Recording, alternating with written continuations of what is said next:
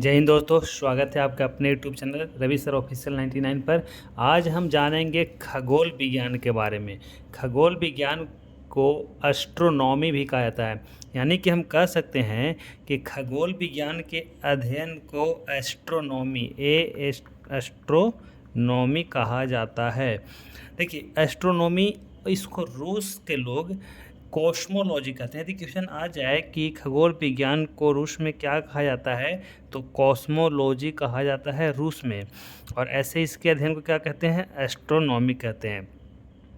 अब देखिए, खगोल विज्ञान जो है वह हम इसके बारे में, ब्रह्मांड के बारे में पढ़ते हैं खगोल विज्ञान में।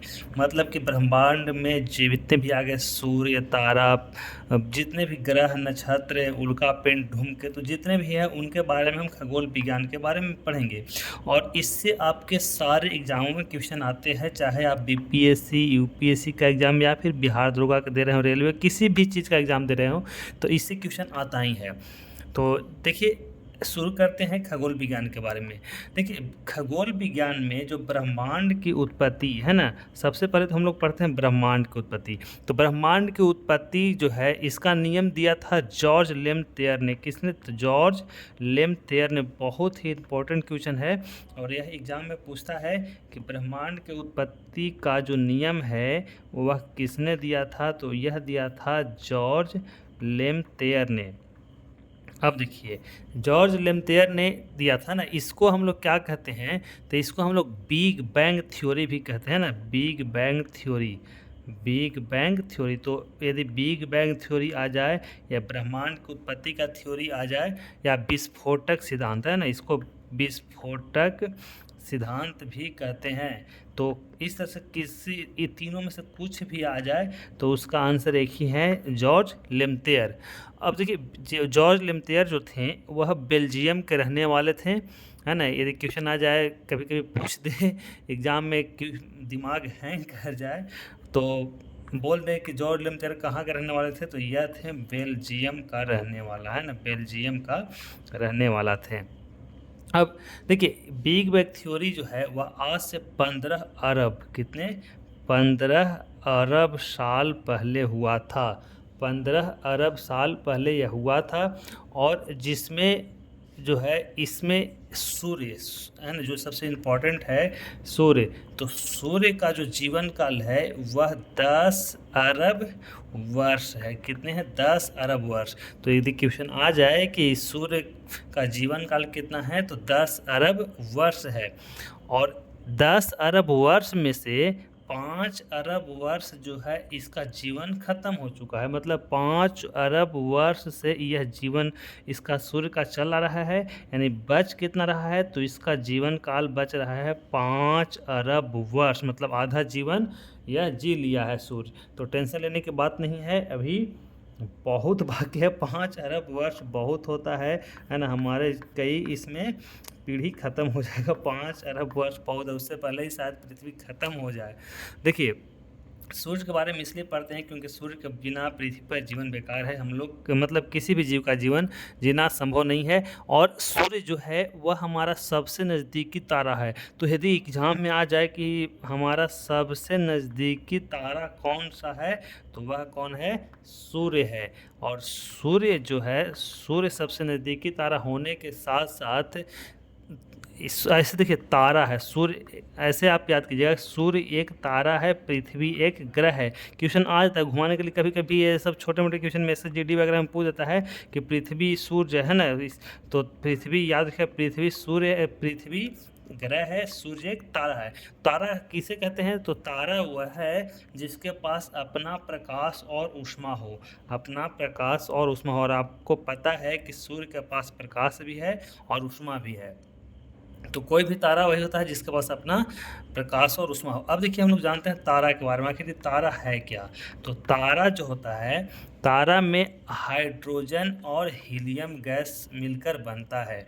हाइड्रोजन और हीलियम गैस मिलकर बनता है, जिसमें हाइड्रोजन का संलयन होता है। हाइड्रोजन का क्या होता है, संलयन होता है। किसमें, तो हीलियम में। हाइड्रोजन का संलयन हीलियम में होता है। तो यदि क्वेश्चन पूछ दे कि हाइड्रोजन का संलयन किसमें होता है, तारों में, तो हीलियम होता है। और यह इसमें कौन सी क्रिया होती है, तो संलयन क्रिया होती है। और इसी कारण हाइड्रोजन को हीलियम में संलयन होने के कारण ही इसमें प्रकाश और ऊष्मा उत्पन्न होता है ना। तो सूर्य में भी इसी कारण प्रकाश और ऊष्मा उत्पन्न होता है, क्योंकि सूर्य जो है उसमें हाइड्रोजन और हीलियम का संलयन होता है। अब देखिए ये हाइड्रोजन और हीलियम जो है यह किस अवस्था में पाया जाता है, तो ये पाया जाता है पदार्थ की चौथी अवस्था प्लाज्मा, है ना, प्लाज्मा अवस्था में पाया जाता है। तो ये किसी तरह से क्वेश्चन पूछे आप, उसमें गलती नहीं होना चाहिए। अब देखिए बात होता है कि तारों का अलग अलग रंग होता है ना। तो तारों का जो रंग होता है वह किसके ऊपर डिपेंड करता है, तो तारों का रंग उसके पृष्ठ के ऊपर, है ना। ये जो तारा है, तारा के जो रंग है उसके पृष्ठ, ये जो पृष्ठ है, पृष्ठ के तापमान के ऊपर निर्भर करता है। मतलब इसका पृष्ठ जिस तरह से तापमान इसका रहेगा उसी तरह से इसका कलर भी होगा।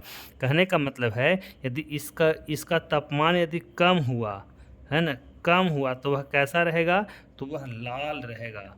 और यदि इसी का तापमान यदि ज़्यादा रहा तो इसका कलर कैसा रहेगा, तो सफ़ेद रहेगा, सफ़ेद होगा। और इसी का कलर यदि बहुत ज़्यादा हो गया, है ना, बहुत ज़्यादा हो गया तो यह नीले कलर का होगा, नीला कलर का। अब देखिए इसमें समझने वाली बात यह है कि अब देखिए जब हम लौ को जलाते हैं, लौ को, है ना, दिए की लौ को जलाते हैं, देखते हैं जहाँ पर नीला भाग होता है वहाँ पर ज़्यादा उसका उसमें उष्मीय होता है ना, उष्मा होता है। तो इसीलिए तारों का जो पृष्ठ का जो तापमान है यदि ज़्यादा होगा, सबसे ज़्यादा हो तो कैसा होगा, नीला होगा। अब देखिए इसमें क्या है कि तारों का जो है ईंधन, तारों का ईंधन जो है वह यदि ख़त्म हो जाए, मान लेते हैं कि देखिए ये तारा है, यदि इसका ईंधन ख़त्म हो जाए तो ख़त्म होगा तो इसका आकार जो है वह बढ़ते जाएगा। तारों का ईंधन यदि ख़त्म हो जाए तो इसका आकार बढ़ते जाएगा, और इसी को हम क्या बोलते हैं, लाल दानव बोलते हैं, है ना। जब तारों का आकार तारों का ईंधन ख़त्म हो जाए और उसका आकार बढ़ने लगे तो उसको हम लाल दानव कहते हैं। और उसके बाद जो है यह बढ़ कर क्या होगा, फिर से कूदने लगेगा, तो जिसे हम लोग सफ़ेद वामन कहते हैं। जब यह सिकुड़ने लगा दोबारा तो इसको हम बोलते हैं सफ़ेद वामन। और इसके बाद इसको, है ना, सफ़ेद वामन को ही हम लोग क्या बोलते हैं, एक और नाम है इसका जीवाश्म वामन।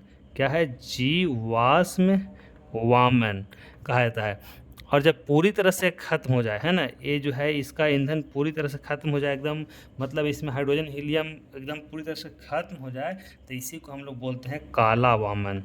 तो याद रखिएगा ये इम्पॉर्टेंट है, बहुत क्वेश्चन इससे आता है कि लाल वामन, लाल दानव, सफ़ेद वामन, काला वामन, या फिर जीवाश्म वामन क्या है। देखिए यदि हम बात तारों का कर रहे हैं तो हमको यह जानना जरूरी है कि जो तारा है, ये तारा बनने से पहले यह गैस था, क्या था, गैस था, जिसे हम लोग क्या कहते थे, निहारिका या नेबुला, है ना, क्या बोलते थे, नेबुला या फिर निहारिका बोलते थे। तो देखिए अब क्या है, इसमें तारों में जो ऊर्जा है वह किससे आता है, तो संकेंद्रण के कारण, है ना, संलयन भी कर सकते हैं, संकेंद्रण भी कर सकते हैं।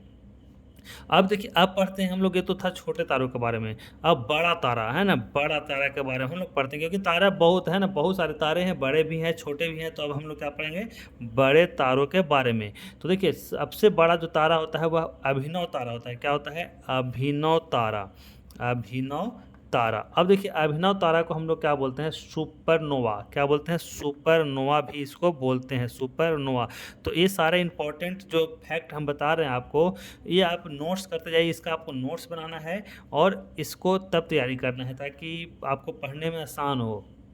ऐसे सिर्फ वीडियो देखने से कुछ समझ में तो आएगा, लेकिन फिर आपको इसको दोबारा देखना पड़ेगा। तो इसको नोट्स बनाते चलिए और हमारे चैनल को सब्सक्राइब कर दीजिए ताकि आपके लिए इम्पोर्टेंट टॉपिक लाते रहें।